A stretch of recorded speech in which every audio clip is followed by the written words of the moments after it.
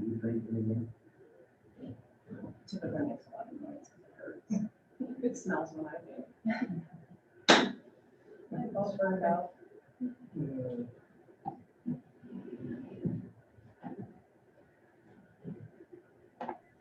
And you guys are live. Thanks, Ben. Thank you.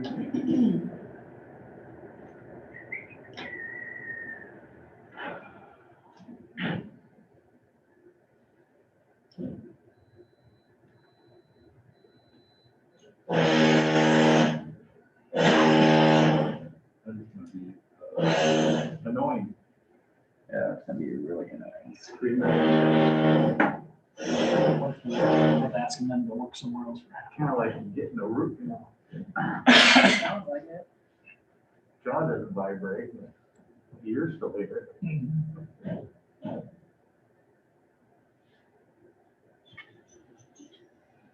Your permits, fantastic, where it goes, not so much.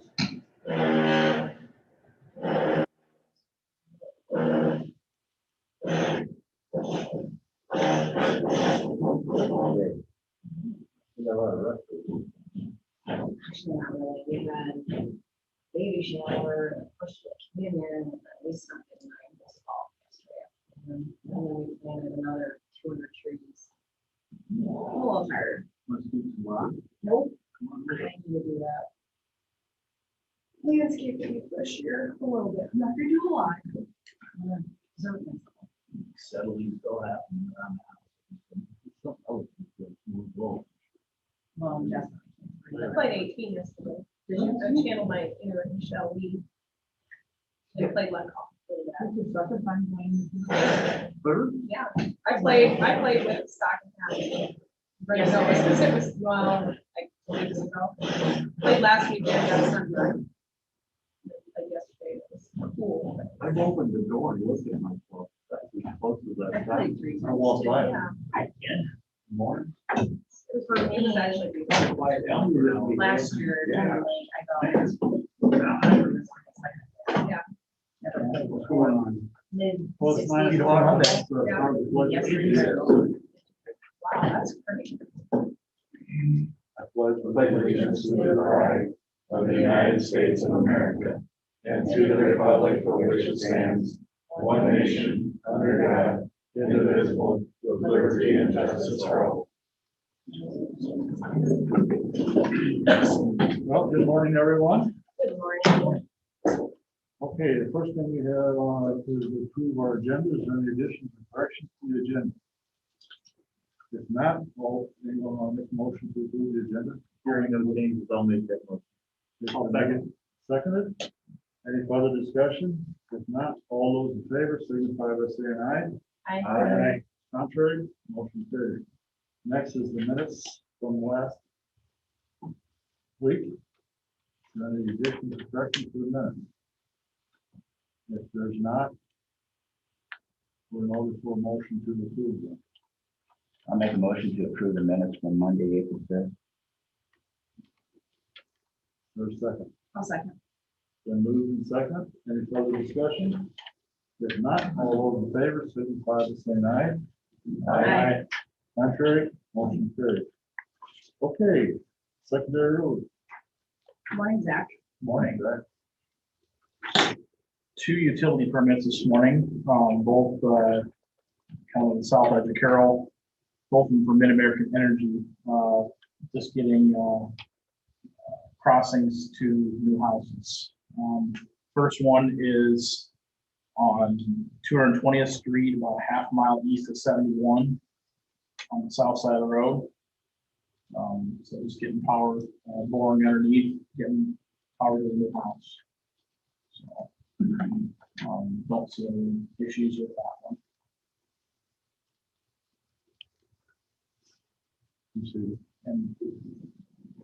And the second one, both very similar. Again, this is again Mid-American Energy. This is on Mahogany, about 0.4 of a mile north of 220th on the west side of the road. Another new house, same situation, just getting power underneath the road to the new house. So don't see any issues with that one either. Okay, any questions on those? No, I'll go ahead and make a motion to approve the utility permits from Mid-American. Okay. Is there a second? I'll second. Any further discussion? If not, all those in favor, signify by saying aye. Aye. Contrary, motion carried. Right. Next thing is, Iowa DOT 5-year program and budget. So I give you copies of the official program and budget. Then also there's a copy of the map showing the projects. And then also a spreadsheet that we put together that kind of a little bit easier to follow than the program version. Breaking it out by year. So, and I'm sure Dave has mentioned in the past, and I probably did last year, the stuff in the current year and the nearest years are a lot more likely to happen in the sequence that we're talking. As we get out there, it's more of a kind of a guess when we're going to get to those. But for probably the easiest one to start off would be looking at that spreadsheet, this one. The green is the fiscal year 2022. We got 5 projects listed for this upcoming fiscal year. First one is A22, which is the Golitzer Bridge on Sycamore, I believe. I think I have it on my map, but it's a bridge that's posted, looking to put a box culvert in its place, and it's something that we're looking to do this summer. But got the plans just about ready. Hopefully we'll have those even for next week. Something we're trying to get out the door and get accomplished yet this year. So, second one is another box culvert. That's A11. Again, in the northeast part of the county up there. I think that's just off of 150th there around the corner as you go to Dixon Timber around there. But it's another small bridge. It's actually a less than 20 bridge. We'd be putting a small box culvert in just a 10x5. And again, that one's something that we're got the plans just about done for, and we're looking to do a letting on and try to get out the door here very shortly. So, Zach, is that the one, the Woodbridge? Raycross Farm. It is. It is.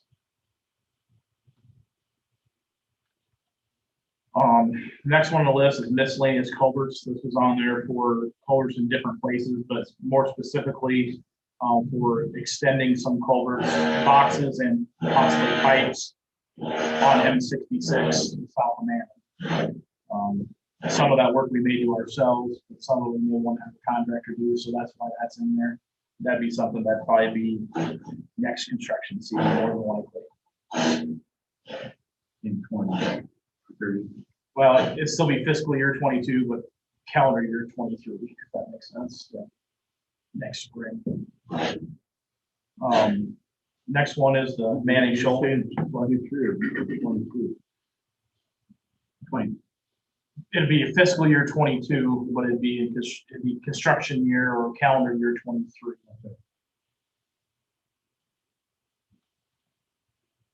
Next one is the Manning Shoulders. That would be doing the earthen shoulders on M66.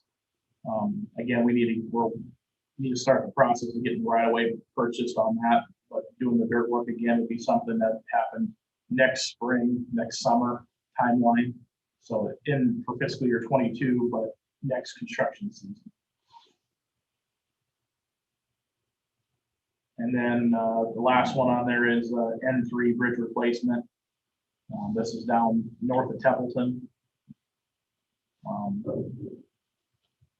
This would be, again, fiscal year 22, but construction year 23. Be something we'll put the plans together this summer and try to get let this winter for next year. And that'd be using our bridge replacement funds on that bridge. That bridge qualifies for those. It's got a high enough traffic count that we can do that. And you were saying you're having a hard time finding those bridges to do that? Trying to find bridges that have the traffic count that qualify is tough. We have a lot more structures that are under that 25 vehicles a day. And those don't qualify for bridge replacement funds.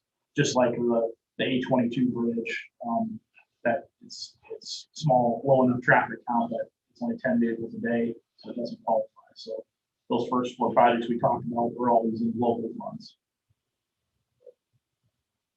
So how many of those do we have? Oh, Those type that don't have the traffic that need to repair? a lot. I guess I won't say, we try to fix and repair what we can and kind of get them to prolong their life, I guess, a little bit longer. And some of them they're a really old bridge, but there's nothing really wrong with them necessarily. They may be narrow, they may be restrictive from that sense, but from a low carry capacity, they're okay. So there's different reasons for replacing bridges, I guess, but we're trying to pick off the ones that are in the greatest need. The sad part is what you're saying is that if we don't have any, that falls to those, we don't lose that money. Right. We eventually start losing. Right. So it's kind of, and there will be, as time goes, there will be more that will pop on the list, but the service level or I'll say how fast they're deteriorating, the bridges that have the higher traffic count are going to be probably a little bit better shape than ones that are replaced in some of these local bridges that don't have the traffic count, just because we can't use that funding. So that's just kind of how it works. Not much we can do about that.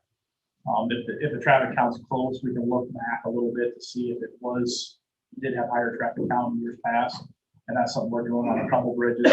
So we can try to look into that. There's a couple of options we're looking into too as well. But, that's kind of the situation. And that's not unique to Carroll County. That's a lot of counties fall into that category when it comes to, they have a lot of bridges that are under 25 vehicles a day that you can't use that funding for.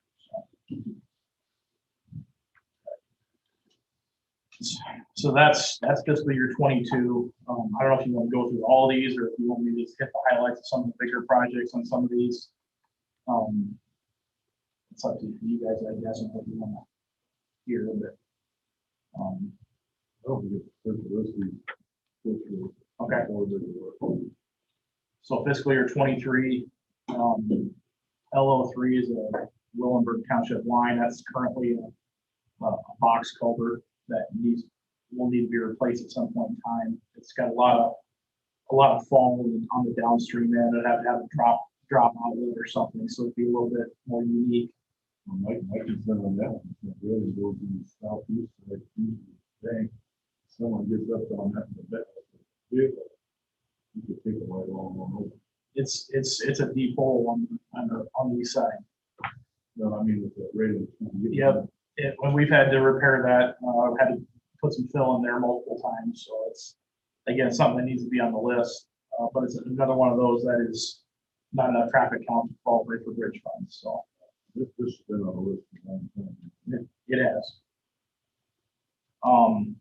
Lanesboro E19 East, there's about 2 miles of pavement. This would be just south of Lanesboro from the intersection going east. There's 3 miles to the county line. The first 2 miles are asphalt, the last 2 miles concrete.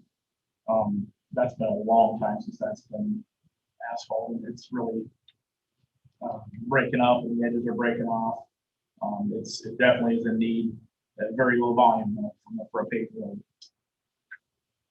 So That was going to be my question, is what kind of volume? it's, if I remember right, it's maybe 150 vehicles a day, and we have gravel roads that are probably higher volume than that.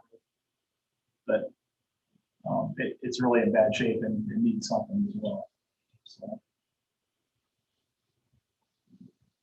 Next one, or last one in 2023, would be M66 south of Manning. Again, this is kind of following in line, but after we get the shoulders done, the right of way bought, the shoulders done, and the pipes extended, then we can do the asphalt. That's another one that's asphalt's getting in pretty poor condition. It's just a matter of getting our I's dotted and T's crossed ahead of that, so. And again, that right now we're showing all those projects as local funds. We're spending most of them, a lot of the FM funds we have right now on this project this year, so we'll let that get built up a couple of years before we get into FM funds again. So. Going to 2024, L7. So this is it's south of Halbert, northwest of Templeton.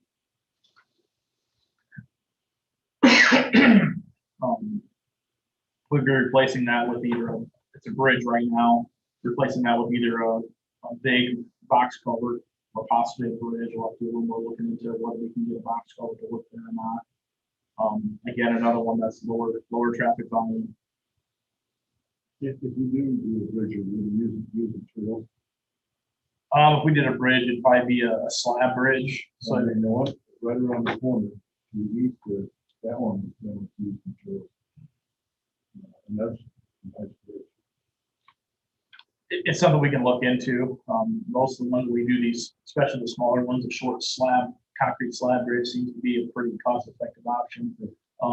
And a lot of it because we don't have the ability to drive pile like we used to and whatnot. So we'd be getting the contractor and doing some of that anyway. Right. Right. The next one is L25. This will be on the Crawford County line, be straight west of L7, just a couple miles north. Again, it's a very slightly posted bridge at this point. That's something looking like I think we could put a box culvert in. Something that obviously I need to have conversations with Crawford County about as well. So I know they have a lot of bridges in their system, so this one may not be as high on their list. It's not horrible shape, but it is posted, and I think that one is one that may qualify for bridge replacement funds. It's just that the dollar amount is less as well since we're splitting with Crawford County. So I think there's a lot of recent maintenance on that bridge, wasn't there?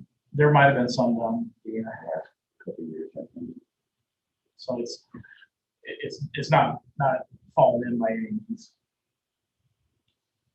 Next project is M68 HMA resurfacing. This would be from Arcadia north to the Sac County line. This would be looking to use FM funds to do that. If I remember right, that's about 8.5 miles or something like that. And then the next project next to underneath it kind of goes with it, since we'd be doing asphalt, would be the mile and a half or 2 miles, 2 miles going east out of Arcadia, tying back into Highway 30. That was done, I think, probably longer ago even than M68 north. It's definitely showing some age as well. North-south stretch is really showing. Yep. Yep. So on that one, would we widen the road there? Going on M68 going north. North. The shoulders are there to do it. Right now, I think it's in the cost estimate to do it. I guess it's more of a, can we afford to do it with what we have for funds? I think the traffic counts 500 to 700, somewhere in that range. So it's not as much as some, but it's still pretty heavily traveled road. Still some hills. I think it'd be something definitely to consider. Whether we have the funding available at the time would probably be the biggest key, I think. Yeah, you know, that road, it seems like when that road takes water, that shoulder gets really bad. I mean, there can be drop offs. 10 inches, you know, with water, after the water is run down alongside that road. And so that would be a great candidate for Yep, it would a wider shoulder. It would be, and that, like I said, right now I think the cost reflects that we would be doing paved shoulders. So I think if we can, whenever we can, we'll see if we'll make sure. I just rolled over the one from Calvert yesterday, and I couldn't believe that's only what 3 years since that's been done. How much the edges are backing off better, and we did not widen out. So I think if widening is going to eliminate that, save that edge, because you got all the weight traveling on that edge. So if we can afford it, I think that'll see us continue that. You know, a comment that I made to Dave when he was still here was on those paved shoulders was, you know, whether we can afford it or not. And I guess I would reemphasize what I said then was, you know, I would rather see us pull back a little bit on projects until we got the money to do it. I think it's that big of a deal, I think, to pave those shoulders. It's a definite, and it does save maintenance costs as well, because you're not out there trying to pull that rock in, I guess, next to the shoulder. It's a safety concern from that, as well as just makes you feel safer driving down the road with pavement out there rather than a rock and grab the shoulder. So I don't disagree at all. 2025 was kind of the orange yellow color. Two projects in that. Drain 12 outlet. It's literally what it is. It's a box culvert and a wood proposal that you're looking to replace with either a big box culvert or more than likely a big box culvert. It's another one of those that's got a pretty steep channel, and just there's some drainage issues around that area. I know that one's been in the program for quite a while as well, so it's another kind of unique one, I guess I call it. So the word is possible, it would be part of the drainage. I think so. That's kind of kept the name that Dave had, and there's a drain there too. I'm not sure where the tile comes across that in relation to where the box would go, but it's within that district, I think. And then the other project in 2025, G9 truss bridge. That would have to be a bridge. It wouldn't go be a box. This is one where the traffic count is just under 25. I think it's at 20. That we might see if we can find a way to get that to be VR eligible. So we're shooting for it. We'll see what we can get done on that. If it did, that might be something that they'll be moved up a little sooner if it was if we can use bridge replacement money on it. So. 2026 in pink, J9 Hollis Bridge. This would be a pretty good sized large bridge, and it was been in the program for a long time as well. It's not really deteriorating. It's just where that sharp bend is around the corner there. It makes it another challenge, I guess.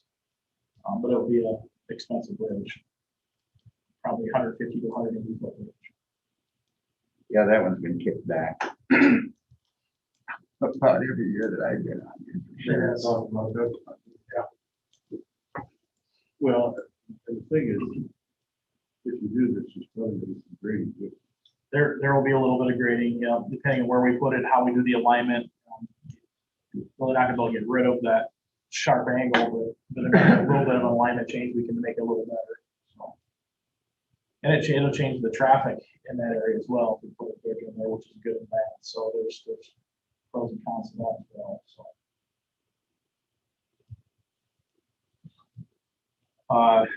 Next project is N33 rehabilitation. This would be through data.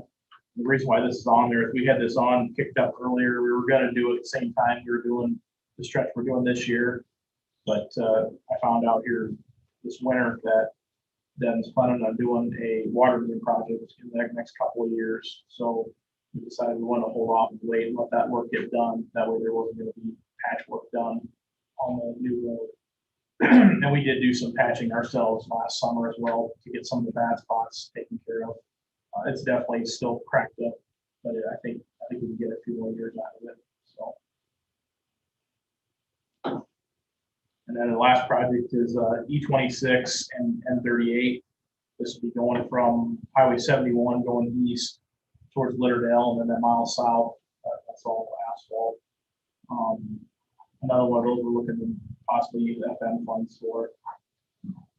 Excuse me. That estimate does include showing the paved shoulders as well. That's probably one of the higher traffic volume roads we have in the town, the first 2 miles especially on truck traffic.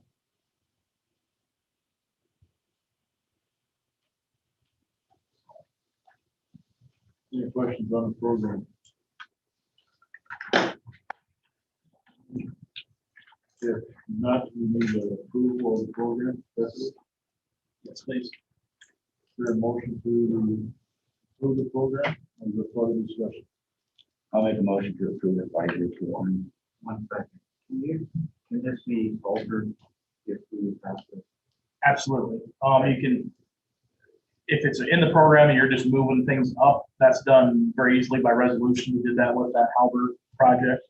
If you want to bring something new into the program for the current year, then it's a little bit bigger deal to amend it. But moving things around is not. And then obviously, the only thing that's really quote unquote set is the accomplishment year, fiscal year 22. All those other ones can change next year at this time when we reevaluate again, basically. There's been a motion to approve. There's a second. I'll second that. It's been moved and seconded to approve the 5-year program, DOT program. Any further discussion? Not all those in favor, signify by saying aye. Aye. Contrary, motion carried. Mary, What's that? oh, No, it's fine. Zach, I do want to tell you, I did receive a phone call for your work that you did, and they were very appreciative. They said that it was really, really nice. Thank you.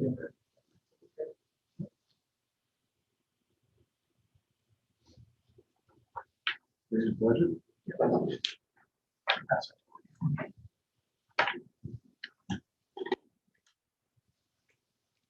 Onto the budget, this is very similar to what you see from when we did the local budget back in January, showing our past fiscal years and then the current and next.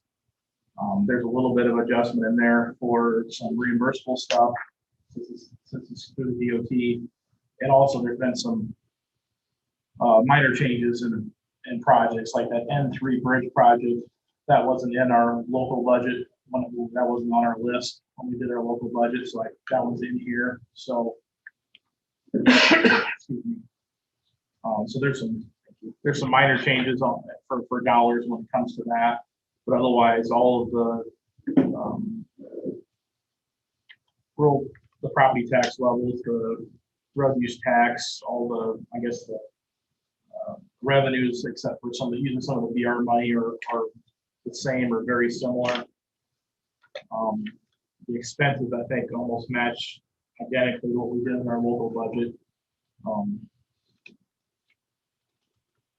Again, it shows the ending balance on that third page dropping lower than what we've had in the past, but that's if we were fully spending everything that we budgeted for. We normally don't do that. There's usually some carryover there. So I would expect that to be the same for both fiscal year 21 and fiscal year 22. I guess I can go through that in more detail if you'd like, but it's a lot of the same numbers that we've seen. Anybody want to go into more detail or satisfied with it? I'm good. All right.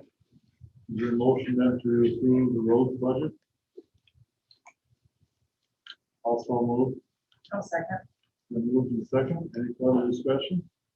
If not, all those in favor, signify by saying aye. Aye. Contrary, motion carried.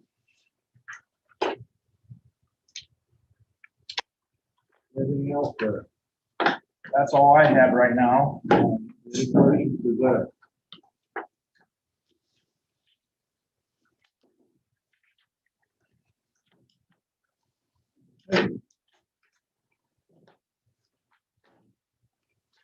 Good enough. Thank you. Thank you. Next, Sheriff.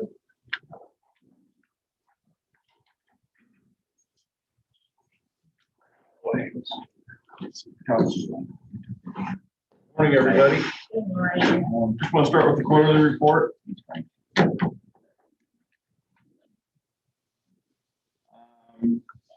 For this last quarter, January, February, March, says 2020, that should be 2021 on there. The Sheriff's Office took in $28,058.24 in receipts. And after paying the state for weapons permits due, That left us with a total of $13,037.84. Pretty much standard. Is there any questions in regard to the sheriff's quarterly report?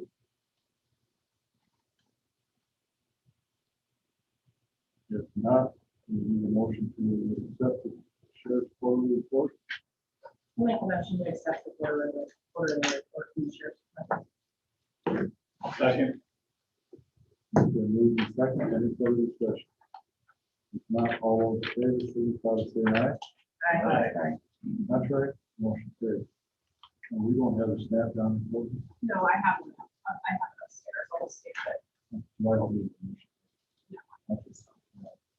Good enough. Continue on. Food service equipment for the jail. I have 5 different bids here from food service vendors. One from Rapids Food Service. I'm sure where they're out of. Yeah, Sioux Falls, South Dakota. Their bid was $109,289 for the kitchen equipment.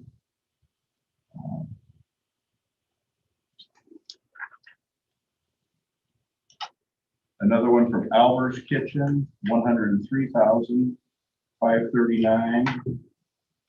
Belter Food Service Equipment, Mitchellville and / Minneapolis was $120,862.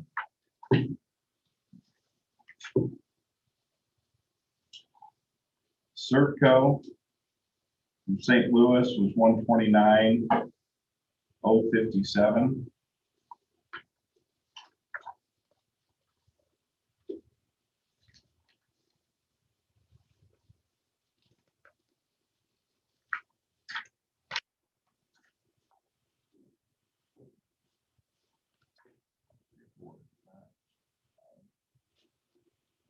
Bolton and Hay out of Des Moines was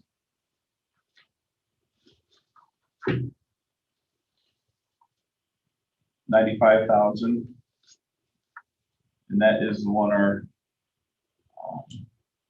contractor had an issue with working with. And then Trimark Hockenberg out of Des Moines was just above theirs at $96,500. And Dries have worked extensively with them and had a good feeling they'd be good for the project. So prices were kind of all over the place for free-like equipment.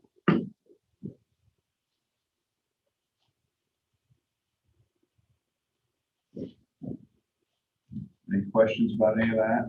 So both of our contractors that have issues with the second, actually low bidders. Yes, just Dries. Just Dries. Any comment from the architectural firm on that? No, They didn't look at this at all. no.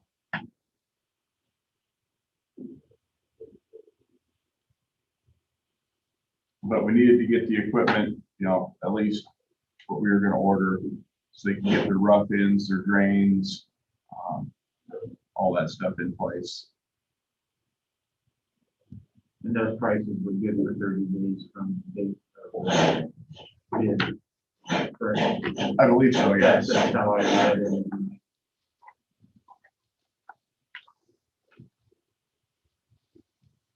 So we will be doing 100% food service then. Yes. Yeah, and I'm gonna talk about that next.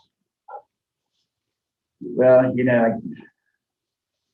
they're redoing the golf course right now with similar things, and it's just amazing how people can charge what they charge for this stuff. $17,000 dishwasher, really?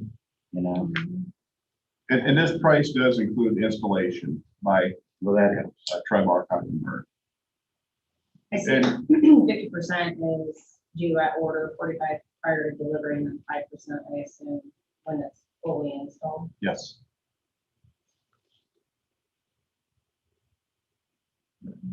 Yeah, commercial equipment's expensive, no two ways about it.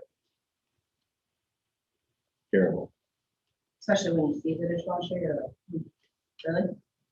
We had to fix the one here and it was crazy just to fix it. Yeah, the one in our jail right now is a little Hobart, just under the counter one. I think it was 12,000. How many years ago? We replaced it probably 4 years ago, maybe 5. Was Doug still here when we did that? Or- I can't remember. We had issues with the other one. It was the same kind, then we got another one. Problem being, it has to, in order to qualify for a food inspection, our annual food service inspection, the water temperature has to reach a certain degree. Most dishwashers aren't capable of doing. So is that's one of the questions, is there additional water heater in this dishwasher there? In this one, Yeah. it'll probably have a small water heater with it. To bring it up. Yeah. Yeah. It's got like a 90-second wash cycle. It's just one of those big upright ones, you slide the lid down, pull the tray through. This is just a question on page 1. What is it when it says, I think it's the 4th item down, services, custom fabrication? What is that? I'm guessing that's for the venting and stuff. Probably for the hood. I don't know, the hood has to be fabricated, it's got the fire retardant system, has that Ansel system or whatever. Well, you saw what they did over there. See what's on the roof? Yeah.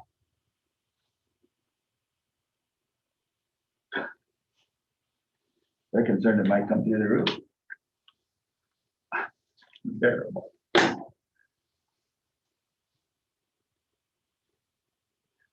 Any other questions about that? We just need approval of it. Right? Is there a motion to this, to accept this? And I assume we want to do the tri-month, is Yes. there a motion to that effect? I'll make that motion. Is there a second? I'll second. It's been moved and second. Any further discussion? If not, all those in favor, signify by saying aye.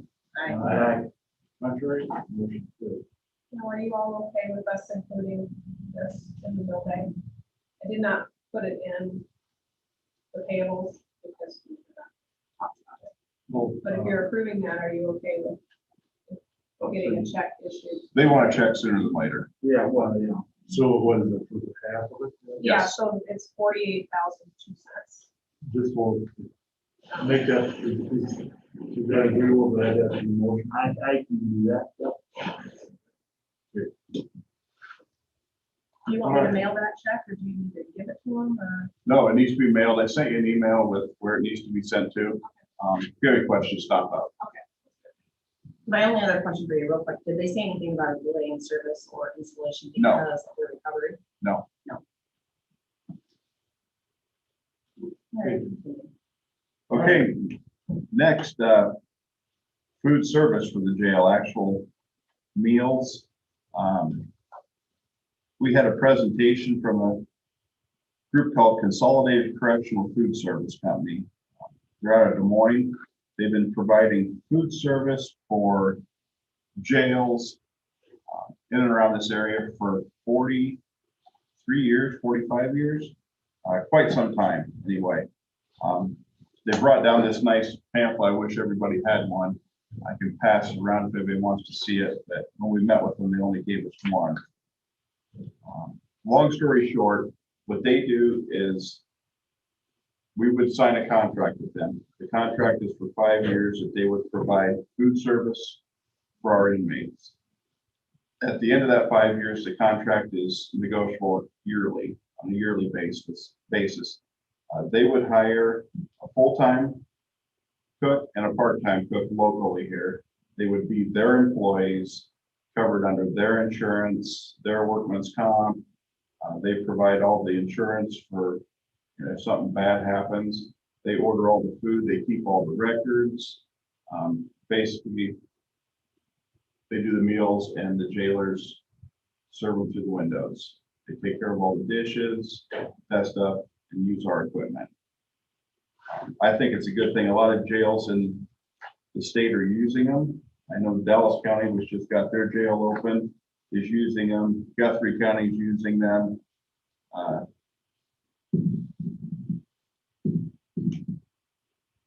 Can't think of the name of the county over east, just Delaware County over east just opened a new jail. They're using them.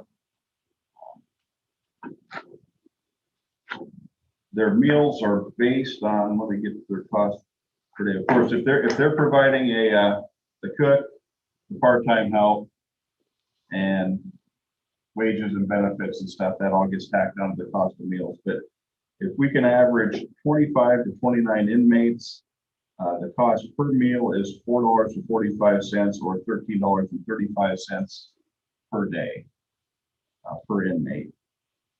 If we were down to under 10 inmates, that rate goes up to $8.78 a meal. They still got to pay somebody to come here no matter what.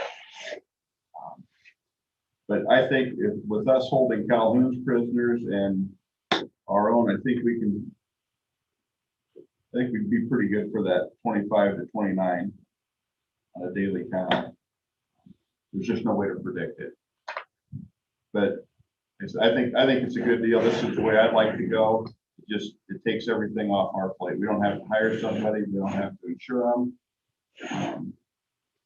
They provide workman's comp, $1 million liability policy, $1 million comprehensive,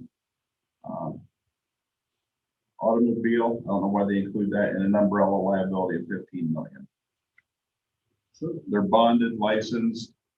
The cooks will be certified. It's a certified menu. Yes, Chief. You said what was it, 1335 per day? 1338 per day. And that's Or 35, sorry, 1335. That's when you're over 25. 25 to 29. Okay, and what'd you say was under that then? Then it goes 20 to 24 is 1566 per day. Okay, what'd you use $8? Is that about 29 then? No, that was for if we have 10 to 14 inmates. Yeah. Then it's $8.78 per meal or $26 per day. All per inmate. Okay, that's those daily counts. Are those fluctuating weeks? Locked in for 6 months? As far as that price, Yeah. that's locked in for the contract period. Okay, so if we would drift down, do they raise the price back up? Yeah, let's just say we went from having 30 inmates down to having 20. Okay, Then their records are gonna show that they only fixed 20 meals that day. And those meals are per inmate are gonna cost $15.66. so their costs will fluctuate daily. They could, Or unless our numbers held to a T, which is, you can't predict that. No, but if we're right on that edge, we could see day higher, see day lower, absolutely, we could bounce around. absolutely. So what, Go ahead. so what is the perspective? So let's say you had a jailer making the food. Tell me the cost difference. Is it saving you money? Because you don't have to hire a full-time, obviously with insurance and things coming from the county, have you done an ROI, like, or a spreadsheet, how much it's? I've checked it into it. We can't have one of the jailers cooking the meals. They're there to work in jail. We gotta have somebody running the control room and somebody doing hourly jail checks, bookends, releases, just the. Ordering the food, the nutritional Just- facts, and sure there's guidelines. And they can't, the kitchen's not even in the actual jail part. We can't have them leaving for, I mean, if you're trying to cook for 25 people, that's a full-time job. And just me doing just some basic math, if we hired somebody and paid them what a full-time jailer's worth making, that would be cost prohibitive versus this. Yes. This, I assume, I don't know this, dietary needs, if there's a dietary need, do they cover that, or is there a special cost for it, or? It's just all part of the plan. They make out on some, and don't make out on some. They cover, if we have an inmate with special needs, diabetic, whatever, they will do a special menu for that person. Religious, same thing. They'll do religious diets. They keep, for every meal they make, an extra one goes in one of our serving trays, gets labeled and put in the refrigerator and is kept for 3 days. That way, if inmates start getting sick, just say we had something bad come through in the food, some type of food poisoning, they'd have that food on hand so they could try to track down whose problem it is. So, I mean, it's a professional company. Yeah, I like they talk a lot. And their menus based on a month-long menu, so it keeps rotating every month, but they provide plenty of different meals. So right now, we're getting our food from like IV, is that correct? Right now here, what we do cold breakfast and pretty much a cold lunch here, and then Hy-Vee brings supper in. So what does that cost us? $7 per meal for Hy-Vee, Oh, from Hy-Vee. for Hy-Vee. That's just one. That's So that's just the one. That's just the Right, Hy-Vee. correct, one meal. So then you gotta add on your drugs and post it. Plus benefits, insurance. Plus, I just like the fact that this takes it all out of our hands. It's their employee, they do the cooking. We just serve them, they do the dishes. If something goes wrong with the food preparation, it's their problem and not ours. I do like the fact that they hire locally. They'll advertise and hire locally. So what they do is they'll order the food and they pay for it, and then it just gets charged to us on a contract basis. Per diem day, yes. Yeah. Yep, So we pay once a month. Takes all that ordering and all that bookwork hours and Yeah, I mean, and then when the state comes, does their inspection, they're looking at their dietitian, not us. But And they keep all the records. I mean, they keep daily records of the whole 9 yards. If anybody wants to take this and look it over, they did want a yes or no by the 1st of May, just so they could get somebody hired, start their advertising process.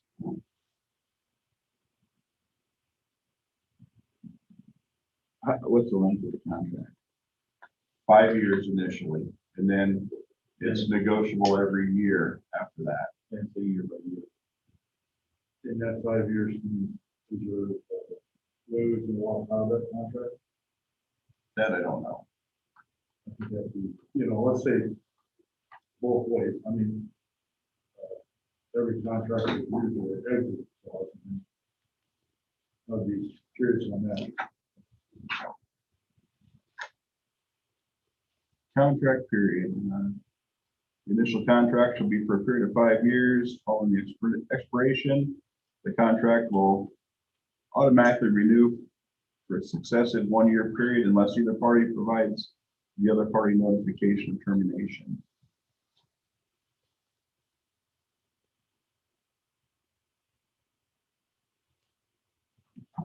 That's really about all it says right there from the contract. you haven't by chance run that by John yet. I have not.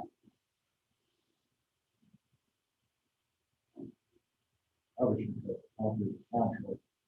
And then let John look at it. Well, I just feel a little more comfortable entering into the contract. I'm guessing this is the standard contract that a lot of different county attorneys have seen.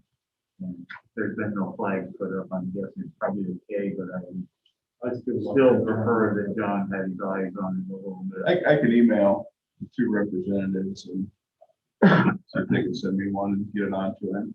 If you would. They're also in Buchanan County, Marshall County. But Marshall County, they're probably feeding 150 a day out of that. Yeah.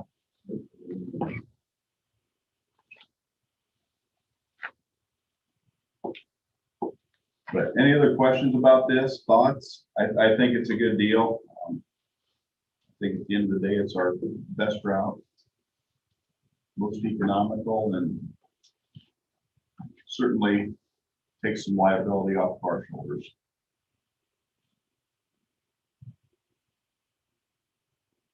And you're thinking this is gonna be cheaper than us doing this? I do.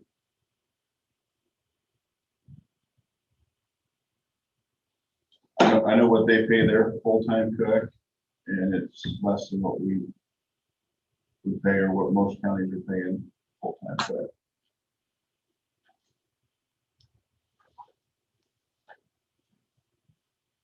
Yeah, I think it'd be good to get a contract for that job up there. I'd be curious on that day. Any other questions? Comment? What do you want to do with it? Let John look at the contract first? I would prefer that John take an eyeball on it, and next week we could vote on it. Bring it back next week. then. Okay, does anybody want to take this? Pass it around, look at it? I wouldn't mind having a little bit of a look at it, but I can Okay. figure out. Okay, anybody else want to look at it in the meantime? Once you do the I'll look at it, and then I'll bring it over to you. Okay, Yeah, I understand that we'd like to get started because they want to try to find somebody, yeah, but they probably. there's still time. Oh, yeah, I think we'll be lucky now to make all this first. And can you touch on that piece that I read about, so if the employee that they find does not show up during, let's say, this weather, or just doesn't show up, they send somebody from Des Moines, is that correct? Correct. So you'll never Well, go when they have without the somebody. part-time one, What was that? when they have the part-time. The part-time one could come in. If something bad happens, they said they'll get meals here no matter what. In the timely fashion. All And I right, don't think they've been in business that long by not running a good company. No. I agree with that. Okay, I'll give you a copy of that contract, you get John. And, Need more people in the cabinets. I think we're talking about that Thursday. Okay. Thursday, that's a heck of a deal there. well, and I had a discussion with Tony, and I think I told you too. Yep. About trying to find local contractors to do that. Personally, I think if we can get them done, let's get them done. If you do it after the fact when the jail's open, then you get more security issues. And I asked Tony about talking to local contractors, and he said that would be great. So I did go up the street, talk to Fluffy, he is kind of interested. He's gonna look at the shop drawings this weekend and get that. So that's one. And he says, you just look at it. No problem. I just wonder what their time frame is for keeping the shop shut down animals. If it's gonna be long-term. Could be, from what my conversation with Tony, he said they're not even making driving license. No. I could see them shutting down the space where it, the offense happened, but. Because that hammer came out of the shop that was built. Oh. Because they sell, from my industry, they sell a lot of plastics as well. So I just wonder if they're gonna go with. They make a lot of sense. So yeah, it's kind of. Yeah, I just Last figured- thing we thought would put a hold on We save that and talk about that Thursday at our jail meeting. I think that's this week at 9. Yep, that's fine, yeah. All Okay, right, good enough. thanks. Have a good day, everybody. You too, thank you. Thank you. Okay, Ashley, why don't you want to go next while you're here? We'll be respectful of your time and let you go first. Good morning, Ashley. Good morning.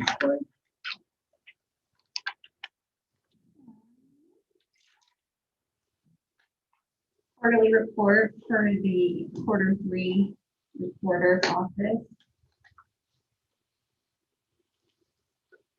Like usual, there's just not a lot of differences Mortgages are still high, I think, with refinancing and that. Recordings in general are just a bit higher, but nothing out of the ordinary anyway. And then as far as the fees that we pay to the state, I just noticed that the sales tax is higher, and we've been noticing off-road motorcycles, boats, all that, just, they're up, they're selling. So that's probably why that tax is so high. I noticed that too, that We've been doing a lot of off-road motorcycles just in the last week or two, which we thought was, even which we thought was funny, a lot of the motorcycles, you know. But, yeah, they've been too, does that include ATV, yep, all of it, ATVs, boats, off-road motorcycles, off-road vehicles, all of it. Yeah, boats have been up, a lot of boats. So, other than that, there's really just nothing out of the ordinary. So you think you'll see a flux of this going back down after? I don't know. Hard to tell. I'm just Well, kind you would of, think with the interest rates as You know, well as there there, was- people are gonna stop refining, and you'll see this probably equal back out. and it just depends, you know, we had one boat sell for 71%, you know, 1% bought a really expensive boat, that just makes it real fluctuate just real quick. You know, the boat was 70,000+, so, Thank you. you know, that's a big deal. That's a big amount of tax you're paying, so it's just kind of one of those things that just depends on who buys what when. you're full of cash. And they pay cash for it, so No, I mean, let's say there's cash. there's At cash. the bank, Yeah. Sure. I think the real estate would probably be up with the inventory. And there isn't any inventory with Yes, this, I agree. is, you know, the real estate's up now, but I think it would end up even more. There's a lot of interest in changing homes, building homes, a lot of interest right now. That's driven because of the low interest rate. But then you have the caveat to that, high material. So there is a lot of interest in building, but then when you look at a 2x4 piece of wood that was $2 is now $8. From a year ago to now, that average house was 75,000. Yeah. 17. I had heard here, well, they're just in private over 5.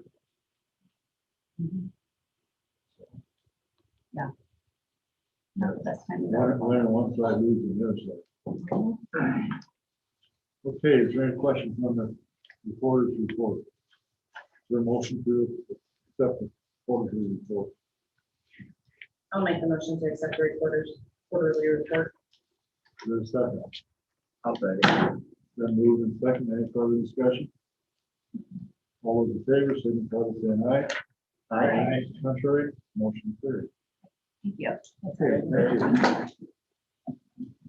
Okay, next we will go to claims You want to do the plats first? for flex. I looked these over. I didn't really have any questions except for that last one that said, is this the updated one that's gonna have? No. So you're talking about the hot meals. Yeah. So it was asked that instead of it being lot one in the northeast quarter, that it'll actually be lot one in the northeast. I have not seen the new updated survey come through, but I thought if you guys wanted to approve it as lot one in the northeast when it comes through, we'll just, it's accurate. It's just the name's going to be a little altered. And they want to do that, so it's more specific to where the acreage is, and then Spartan will just survey it out, the acreage where it's at.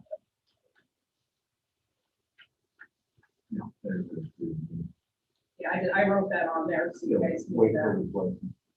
I mean, I'm okay if you guys want to table it until you get the updated copy, but as far as I know, they're changing, they're gonna name it the northeast versus. We can prove it. So is there any other discussion in regard to the flex? If not, Can we, just so I've had a bunch of them come through, I just want to make sure that we're approving the ones that I have. Okay, so can we just maybe go through and make sure that we all have the same ones? I was gonna say that one was added, I don't know if that got added to your agenda. Right, so the first one I have is, be the Bruce Benoni one. I'll go ahead and make a motion to approve the first one. You do them individually or? Well, I thought we could just list what ones we have, and we could just make a motion for all of them. Okay. That's okay. That's what I thought. Okay. So we have the one for Bruce Benami, which is just the west line in the northeast, section 18 and 8436. So we have that one. Yes. Yeah, Next one I have is for Ryan H. Shot, or actually it's for Julia Bachman, parcel B of lot 1 in the northwest northeast. Yeah. Okay. And Judy Tiefenthaler, lot 1 in the northwest northeast, and lot 2 in the north half of the northeast. Okay. And then we have the Bach one that will be lot 1 in the northeast northeast. In section 33. And one more. This one is Tim Poo's, lot 3 in the northeast, section 35, 85, 35. So is that the ones you guys all got? Yep. Perfect. Okay, now is your motion. You made a motion. Yes, I will make a motion to approve the plots. There's a second. I'll second that. Okay, it's been moved and second. Any further discussion? If not, all those in favor, signify by saying aye. Aye. On the contrary, motion carried. Okay.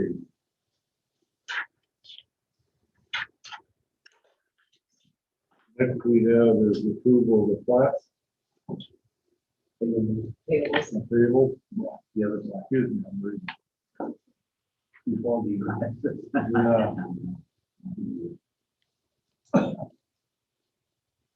I went through them, I didn't see any issues with any of them. Unless someone else did. I'll make a motion that we approve the table. Is that with the addition? With the addition of the one for. Yeah, I can certainly put that on there.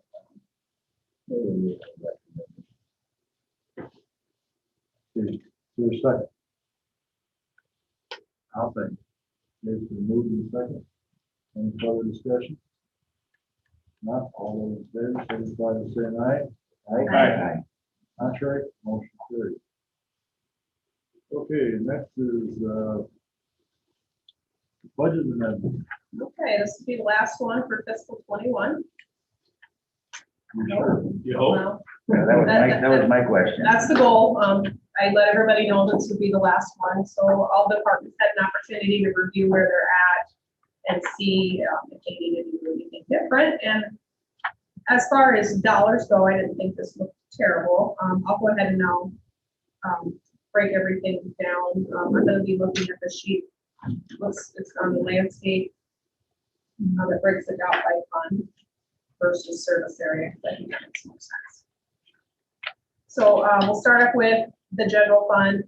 So the treasurer had moved some, I think the employees got moved to different function areas.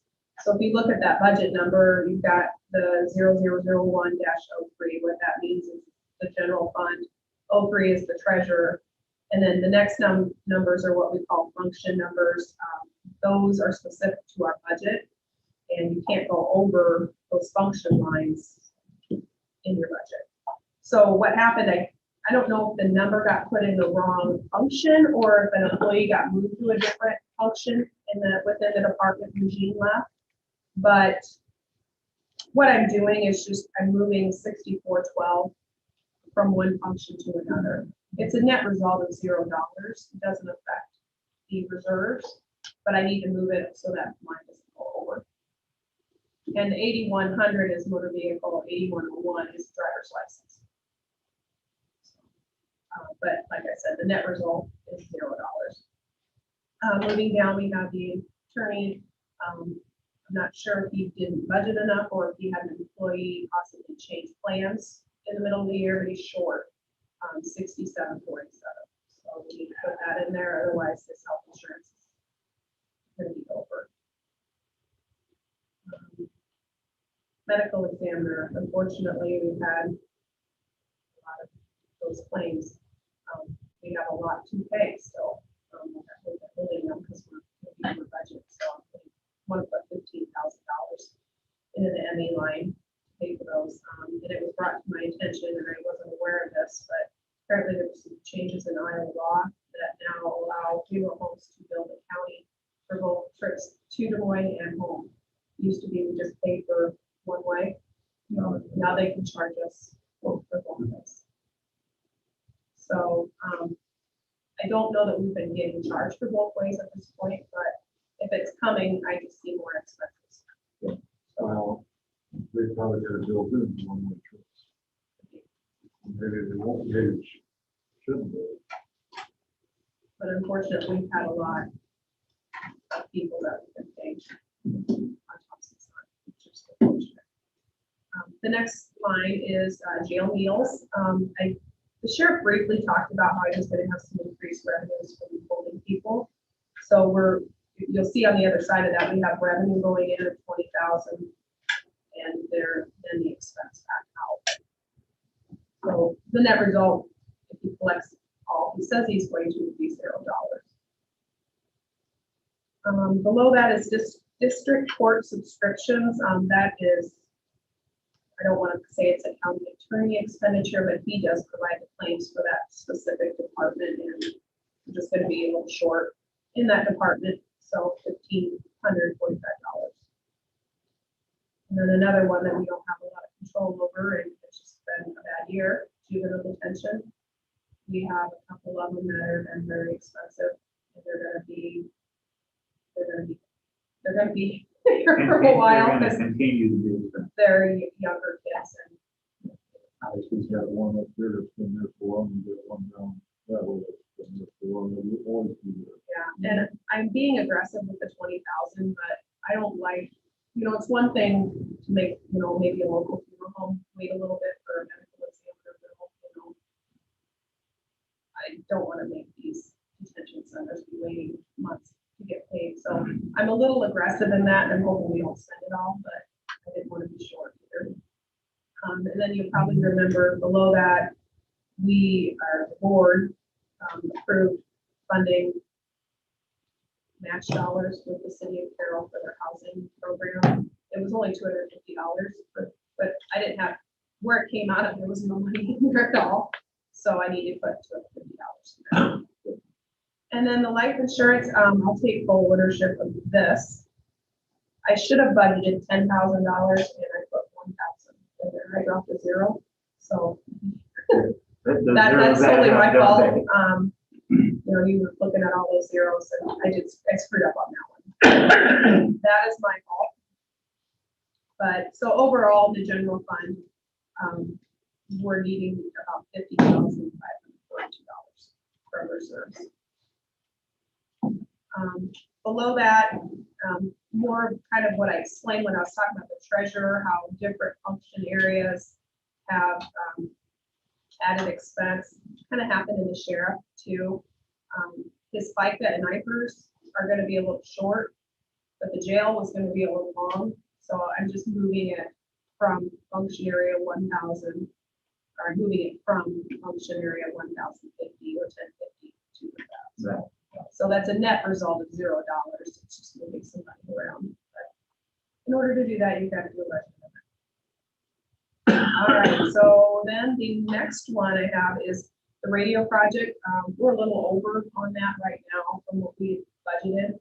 And I know there's going to be some more expenses. In fact, we just had one today for some training. So again, I'm hoping that doesn't get spent, but I know that project is about done.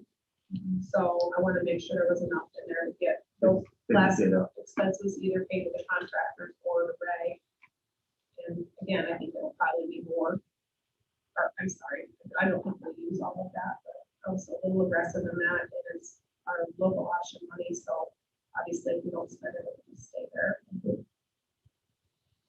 So bottom line is about $90,542.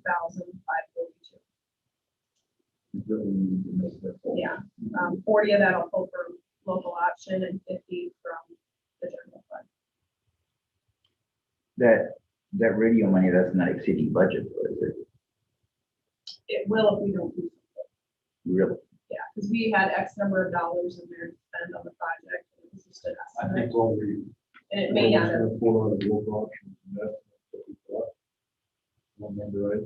Yeah, I can go back and look at that. Well, If you're talking about the contract with the Motorola, that's not, it's just the stuff that was outside the contract for funding through those laws. Am I right? Yeah, because the actual payments come out of that service, not the. Let me see if I can find. Is this the owner furnishings? Yeah, kind of that. And the fence and the training and, yeah, There so, were estimates on all that stuff, though. yeah, so current budget is 202,900.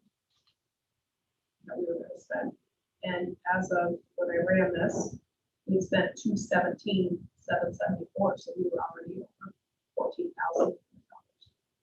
And if you want, I can, print out a detail that shows where that money went, so you can kind of have an idea. I would like to see it, on there. Okay. And I think we had one claim to training today. 78.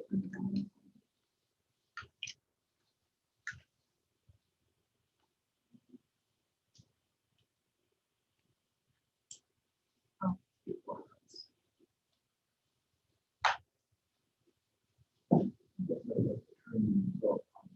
So did I. I kind of thought some of that training was all part of the.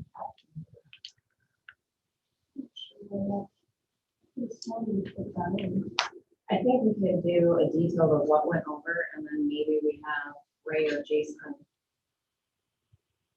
maybe go in a little bit more detail.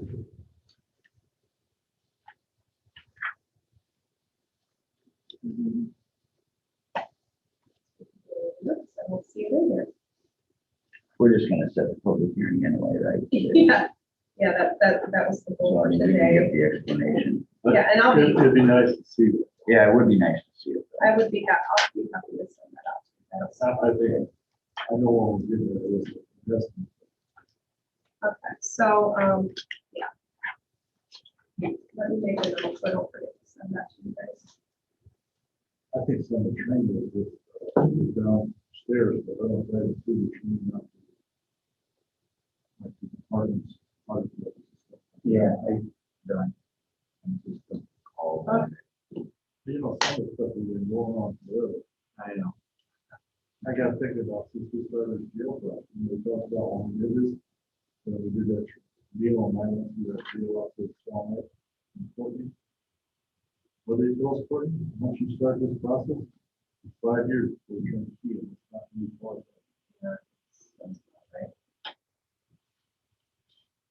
Okay, so that's what I have. I'd like to set the hearing for May 3rd at 9:30. At 9:30. At 9:30, yeah.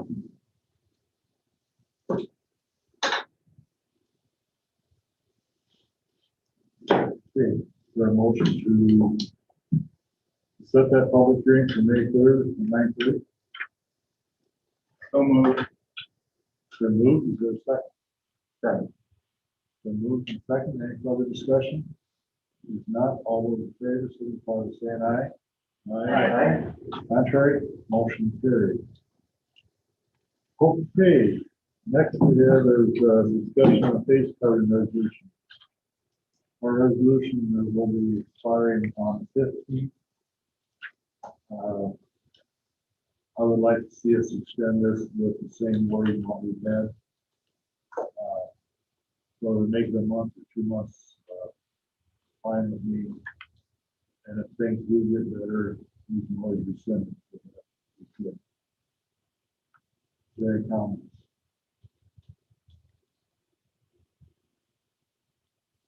Well, I don't know that things are gonna get better real quickly. We had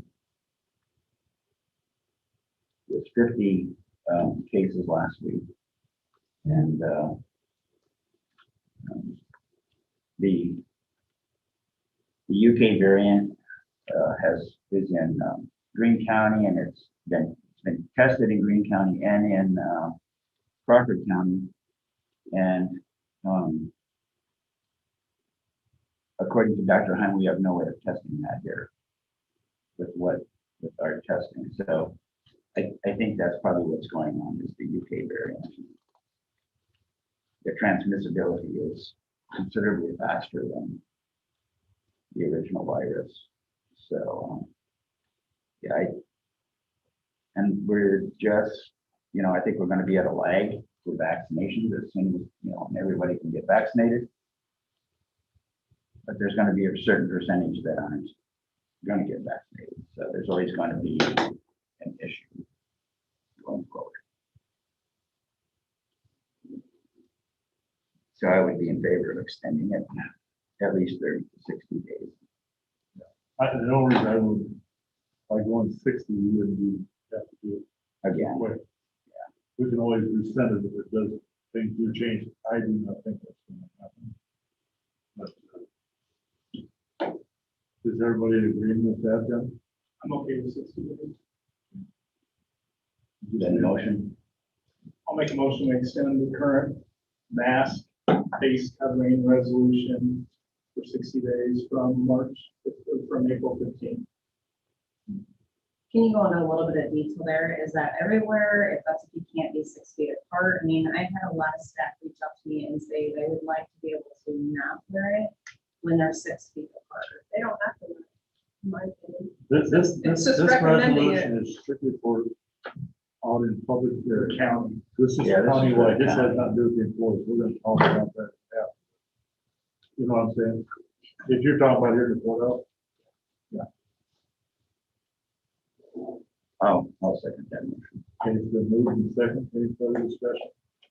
Keep face covering, like what we just said. Yeah, encourage people to.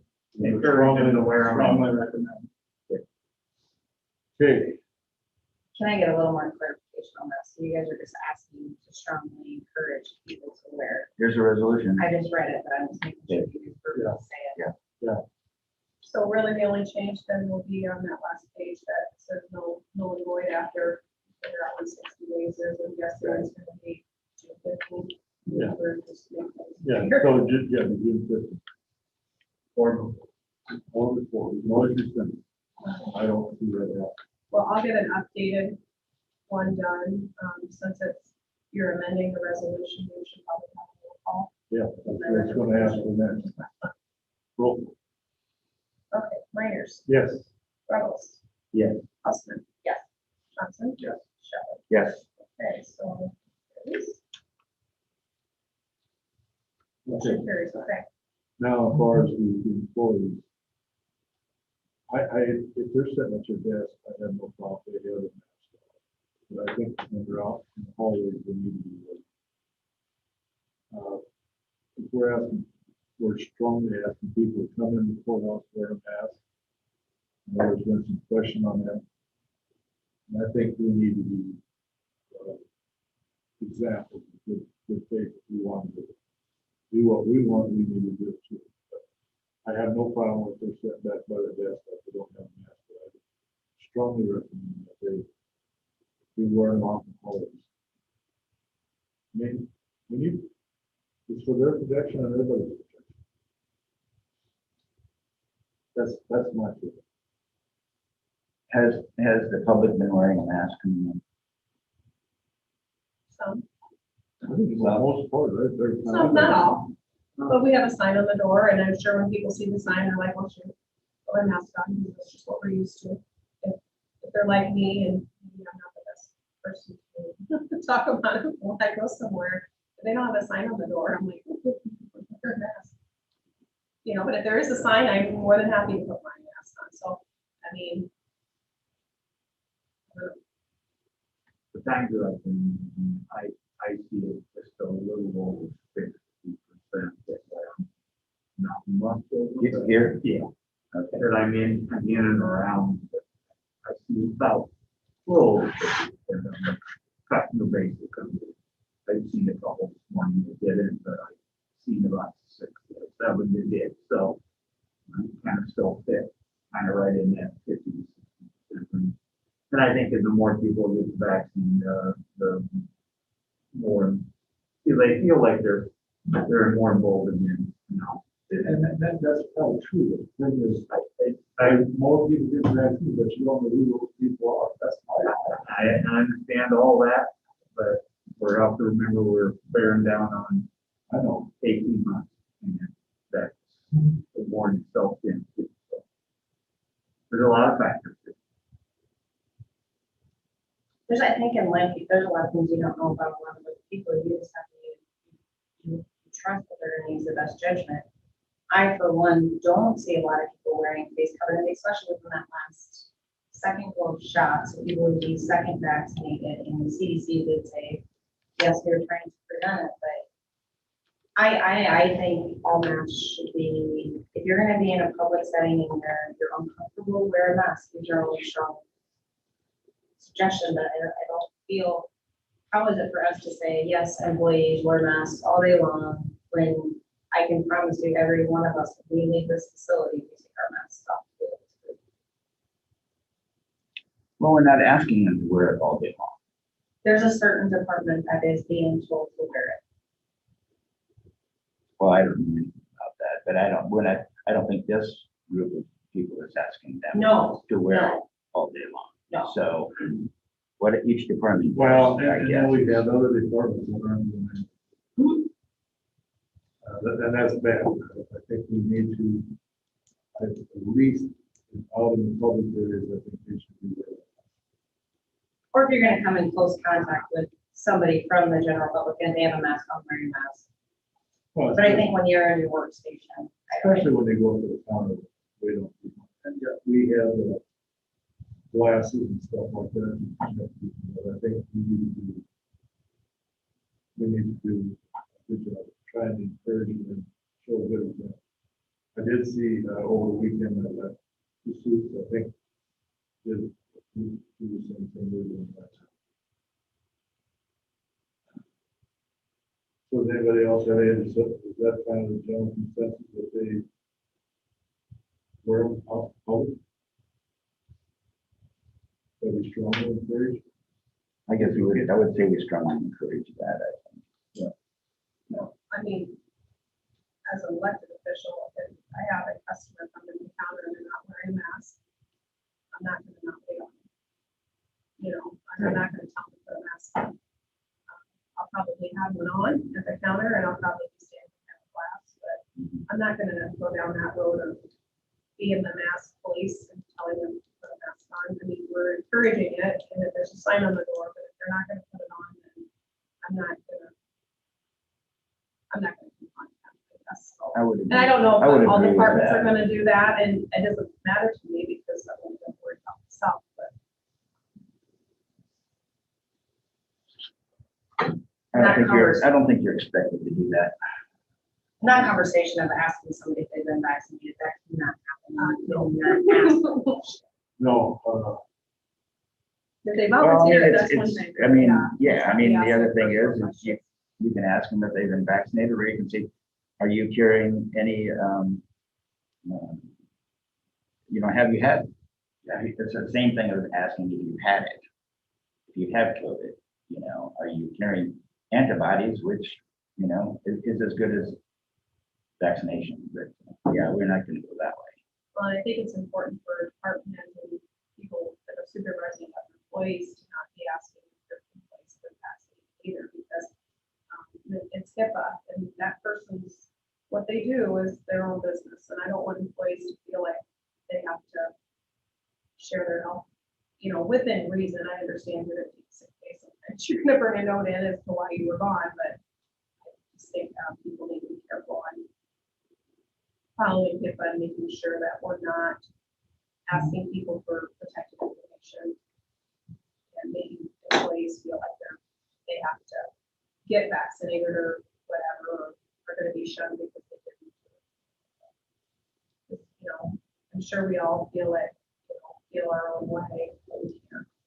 We can't be telling employees that they have to get vaccinated, or making them wear a mask if they have to be vaccinated, and not letting, if somebody else has them, then they don't have to wear a mask. You can't start playing favorites. We have to treat everybody the same.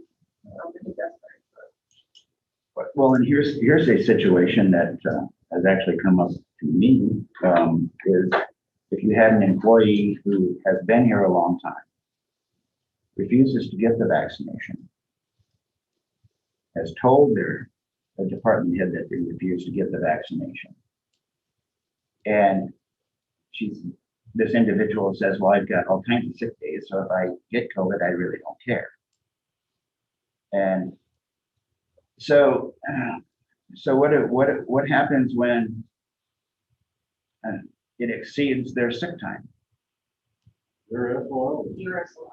Well, you'd be covered under FMLA, so you have up to 6 months to be off work for medical reasons. But you wouldn't be get paid. Now, once you've exhausted your sick and your vacation and comp time, you would be. I know an individual that's been full. Contacted full. Thanksgiving, he's on the respirator, and he's still on the respirator, to try and leave off the thing. So these things, it could be a lengthy situation, and that's what you said is exactly what I told this individual. I said, well, when your time runs out, you're not going to be compensated. So Plan accordingly. plan accordingly. Mhm. So I I think we- want to say there might be a comment. I'm not sure if Ben's trying to figure something out. I thought I saw something pop up. Mr. Ben, You said my name? is there a comment there, Ben, or What's that? was there a comment on the? No. Okay. No comments. I did see the screen moving around. I thought maybe you were trying to get it. So we could- No, you're good. All right, no problem, no problem. So is that agreeable to everybody that we get? Strongly encourage in the public areas. Public areas. So the sign stays on the door. So we're gonna strongly encourage them to wear them out in the public area or hallways Always and when restroom. waiting on customers. Common areas, I should say. Yeah, and I have no problem with her sitting back to what I guess. I mean, and she's got a point, we'll all walk away, as soon as I get in my vehicle, this thing's gonna walk. Yeah, when I got out of my car, I put my mask on. Right after I got out of the car, I walked up, I saw somebody walking up, didn't have a mask on, they looked at me. They turned around and went back and got a mask, so I think there's that. I think, would have that person saw the sign and gone back and get a mask? Maybe not, Sometimes they'll come in and ask if we have some, A policy, yeah. But Do you have a no, we mask? have a mask, because we Yeah. have the ones like you're wearing that will Yeah. hand to somebody if they forgot theirs, but. So I think everybody's, And I know. I think they're doing it in good faith. I believe that people are trying to do the right thing, by and large. And I know there's places too that when you go in and they don't have a mask, they'll offer you a mask too. But I think this might be off topic, but I think you'll have to always wear a mask in the future when you go to the clinic, or you go to the hospital, or you go to the eye doctor. I think that'll just continue. Because really, you think about it, why weren't we doing that before? You went out to the clinic when you felt like. You don't go to the doctor when you're healthy. Well, most people don't know. I tend to agree with you. Yeah. If you watch the Oriental, particularly the Japanese, Yeah, they are always wearing a mask.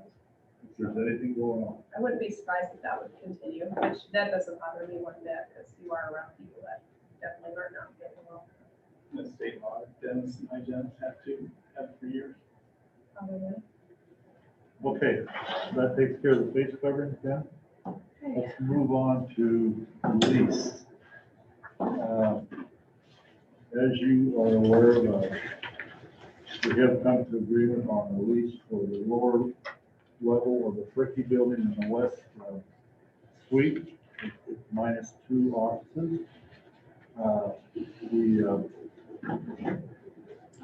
That lease is for, as we agreed upon, is $1,000 per month, with $1,000 deposit.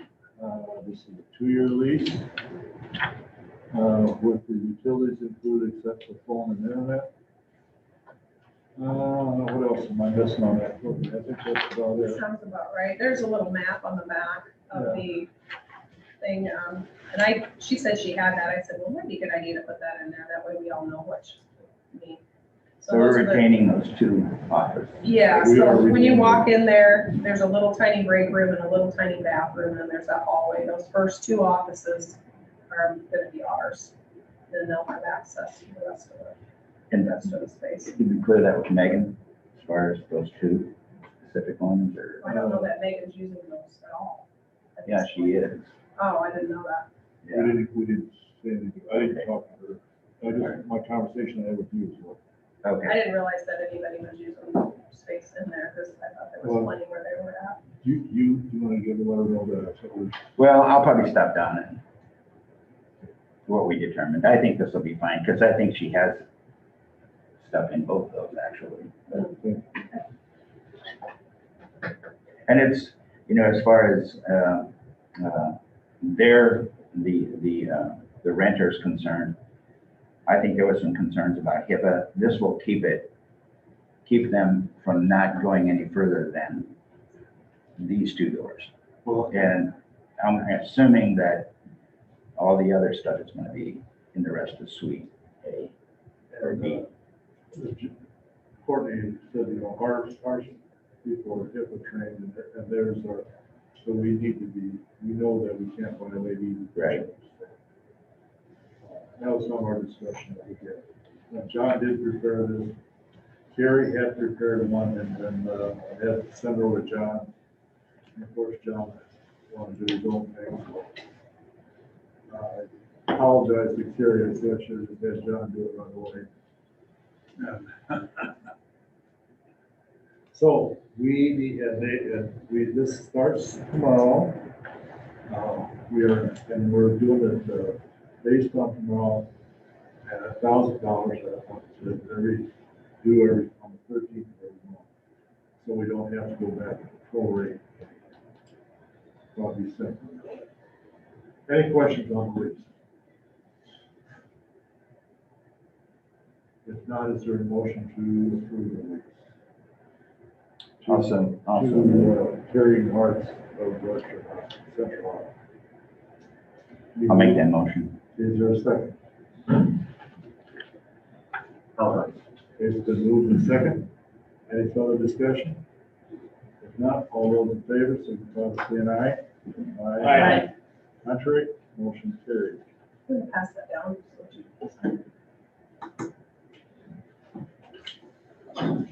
Okay.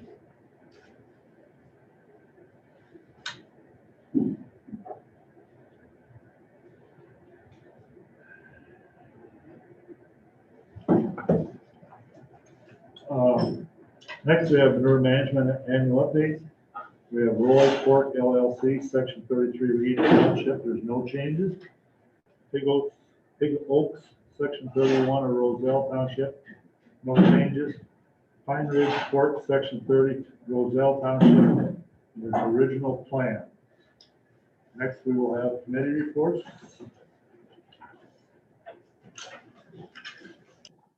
I can start. Last week, on Monday, I did the radio and the paper. Tuesday, went to the CADC meeting. That was a Zoom. It was a meeting that they had a panel of lenders that give a presentation of the bankers. They talked about particularly like how the PPI worked and all that stuff with the bankers. And also we talked about the economy. One thing that we did say that I thought there is a ton of cash sitting in the banks right now. So they said things are looking good in this area.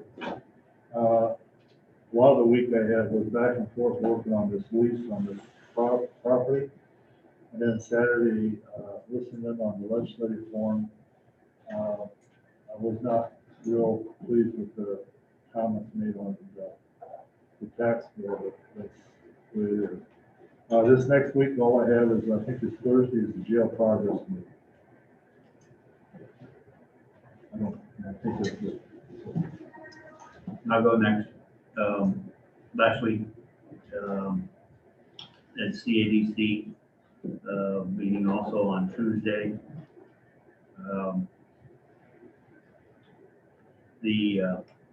It was interesting to listen to the lending institutions here in the county. Gene covered some of that.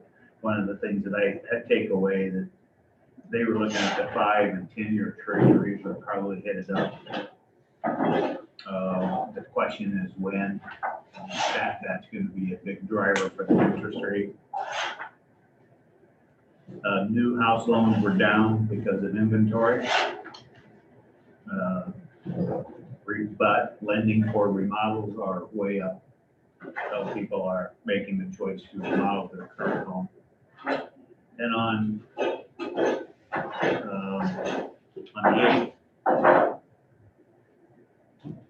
should have been Thursday, Region 12. And during the policy council, also had a revolving loan fund meeting that day, meeting marathon. Some of the highlights of these meetings, the Rural Development Corporation, we made three loans. They were all approved. Then we moved on and we had a discussion about the outstanding funds that are left. Some of these funds are at 3.8%. Some are at 2.8%. We're currently taking under advisement that we can't federalize one of them, but we can lower the interest rate, and we are considering moving it back to 2.8. This money was meant to get high risk, not high risk loans, but loans that have exhausted their chance at lending institutions to receive money, and they go through a review board, and that's what this money was for. So we need to, it was strictly my opinion, but everybody else is taking it under advisement. We're going to make a decision probably the next meeting, and we'll probably wind up lowering that loan percentage. That was the highlight of that portion. The policy council, Scott was there. Lot of transit, the rides are starting to come back up. We're seeing more and more activity. We've got 4 new buses coming in the upcoming year. Those are needed for replacements. The local assistance program side is there are 3 larger projects in our county going on right now. There's a wastewater system improvement going on in Coon Rapids, and also a wastewater lagoon construction going on in Glidden, and a child care construction in Glidden. Moving on to the just the director's report. Once again, the defederalization of some of these loan funds that we have was the topic of discussion. Gives us a little more flexibility if we do defederalize that. So that was pretty much the highlight of that part of the meeting. Upcoming this week, Thursday, I have the jail, and Friday, a WIOA meeting again, which is every Friday. And it'd be one more little piece of the pie that we'll be working on. Other than that, I have nothing else this week. I can go next. Last week, I was in Mason City, Iowa for the Leadership Iowa program, and it was based on education. So we had a lot of speakers from Waldorf, NIAC, and UNI. We did get a visit the NIAC campus, which was really neat. They've got some simulator programs, especially in nursing, and talking about doing more certificates and trying to get more workers out. And the common thing was a lot of people are lacking workers. They also really dove into the COVID recovery and what that looked like for them. And then also the future of education, because obviously with COVID, a lot of different things were brought up, and the future is probably going to be in a little bit of a different direction, more at a faster rate than what we were anticipating, but it was an exciting, it was long. But I did bring back a pamphlet that I'm gonna have everybody have copies for Carroll County, specific to Carroll County and education. This week, I have Wesco this evening in Denison, the newspaper and radio today, and then the jail meeting on Thursday at 9. I had conversations with the sheriff and Zach over the weekend on some issues, so that is it. I can go next. Last Thursday, I attended Woodridge, our first Region 12 Policy Council meeting. It was very interesting. A lot of stuff was there. Rich covered most of it. Then this Thursday, I have the jail meeting at the construction at 9 o'clock, and at 1 o'clock Thursday afternoon, I have the DCAT meeting. What do you do that? DCAT, the decategorization. Okay. The kids, the child. Okay. The report. Yeah, it's my first, this will be my first one. The first one? Yeah. Okay, I'll wrap it up. Last Monday, actually, the Carroll Rotary had invited me to speak to them. So I did that on Monday of last week. On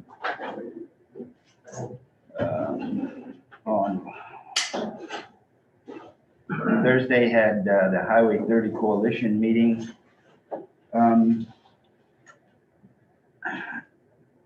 I think there's a lot of positive things going on from the legislature as far as funding and Highway 30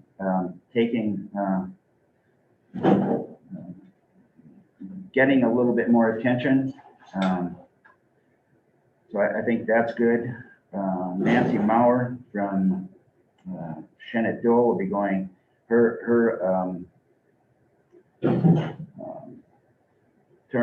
term on the DOT commission is up, so we're hoping that she can get reappointed.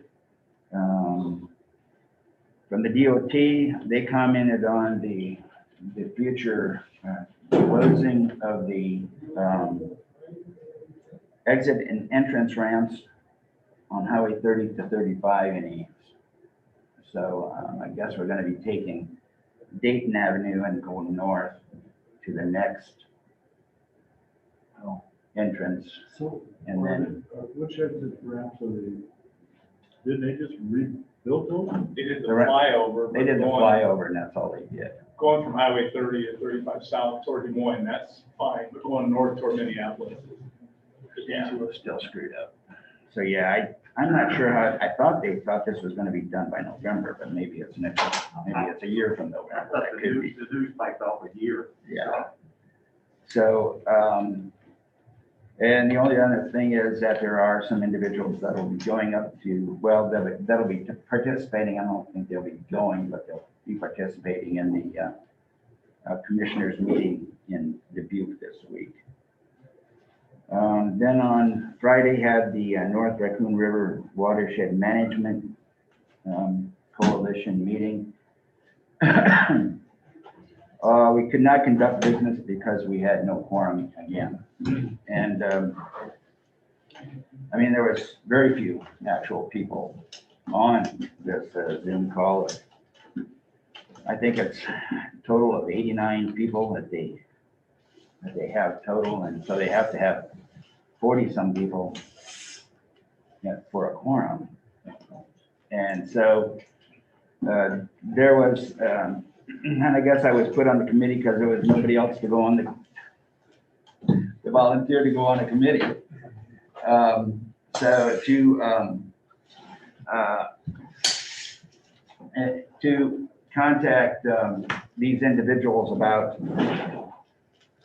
and I'm going to name a couple of them: Litterdale, the city of Litterdale, Lanesboro. I don't know if they've ever been into one of these meetings, and there's so many of those up north of here in the watershed that have never, and south of here actually too. So we're going to contact these individuals and by mail and ask them if it's okay to remove them from. We can't take them off the I think there's some gray area. They're gonna look at it. We got a 2080 agreement with all, they all signed a 2080 agreement, so it's very difficult to boot them off. So, but they're gonna see how they can probably remove them if they respond. If they don't respond, then we can actually probably take them off of the, or they respond that they do not want to be part of the watershed, that they can be. So you're trying to take them off so you can make that form easier? Yes, What would be the difference if you say, make them an associate or something like that? I'm just suggesting. yeah, I think there's gonna be some talk going on there, but the thing about it is, it's too big, and nobody attends, and so, you really have a difficult time getting a quorum. Proxy assignment, maybe, that might be an. That might be an option too, but then if they don't, I know. if they take it and throw it, you still have nothing, so, You're right, it's these hard. big boards are great, but these are the problems. Yeah. You can't find them. And, I don't think we want to go to the extent where we have to change the 2080 agreement, because that takes then approval from all the entities again. So we don't want to try to get it down there to have them volunteer to remove themselves from it. I guess that's probably where we're going. So, and there was a lot of discussion with Board of Health and public health again this last week. I've got a meeting at 2:00 about that.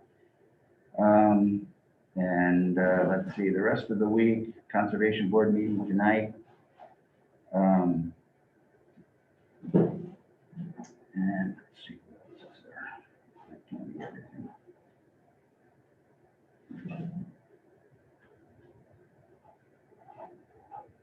Yeah, I think that might actually be everything. So, I have Carroll County Solid Waste tomorrow at 6:30. No. Courtney, you got any? Wonder why we can't see this week. I guess I can update you on with the RFP that Chris is. Oh, working on yeah, for us. you're right. Yeah, we was looking at RFP and she did not get any. I got one person that commented and they didn't have any. They couldn't help me. Yeah, and I got thinking one night, as one of my brain, that Chris is the winter up there has done an RFP before, so we're gonna try to have him put something together. For structural engineering, architect, and all that. so you haven't gotten your RFP put together. No, he's working He's gonna work. Okay. But we're gonna have him do it, that'd be better. Okay. Okay, anything else? Any comments? Any comments from those in attendance? Or There is no comments, no. Thanks, Ben. thanks, Matt. If not, we're in order for a motion to adjourn. So moved. on. Second. Been moved and second, all those in favor signify by saying aye. Aye. Hi. Contrary, motion carried. I'm getting concerned. Casino's falling in on me here. Yeah, I saw you look up there.